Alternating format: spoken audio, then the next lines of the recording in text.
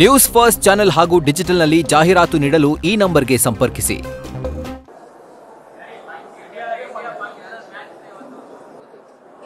ಅದಕ್ಕೆ ನಾನು ವಿರೋಧ ಮಾಡಿದ್ದೇನೆ. ಇವತ್ತಿನ ರಾತ್ರಿ ಕ್ರಿಕೆಟ್ ಮ್ಯಾಚಕ್ಕೆ ಈಗಾಗಲೇ ಕೇಂದ್ರ ಸರ್ಕಾರ ಮಾಡಿದಂಥ ದ್ರೋಹ ಇದು.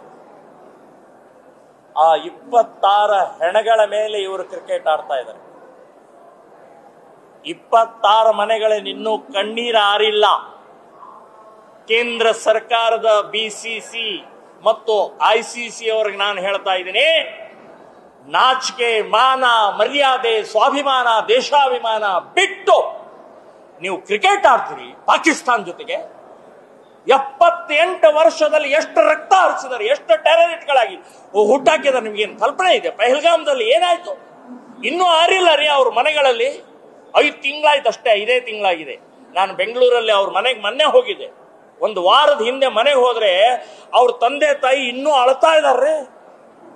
ಈಗ ಅಂಥ ಕಣ್ಣೀರು ಕಾಣದೆ ನೀವು ಬರೇ ದುಡ್ಡಿಗೋಸ್ಕರ ಆ ಪುಟಕೋಸಿ ಪಾಕಿಸ್ತಾನ ಜೊತೆಗೆ ಆಟ ಆಡ್ತೀರಿ ಅಂತಂದ್ರೆ ಯಾವ ಮಟ್ಟಕ್ಕೆ ಬಂದಿದೆ?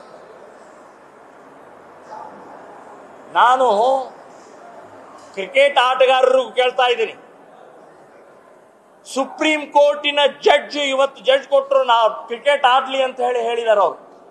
ಅವ್ರು ಬ್ಯಾನ್ ಮಾಡಲಿಲ್ಲ.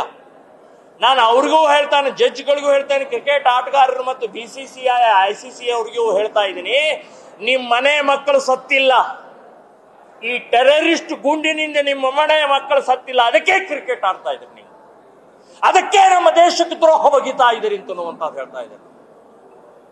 ಸೊ ಇವತ್ತು ರಾತ್ರಿ ನಡೆಯುವಂತ ನಾನು ಎಲ್ಲರಿಗೂ ಹೇಳ್ತಾ ಇದ್ದೀನಿ, ಹಿಂದೂಗಳಿಗೆ, ನೀವು ಟಿವಿ ಆನ್ ಮಾಡಬೇಡಿ, ಆಫ್ ಮಾಡಿ,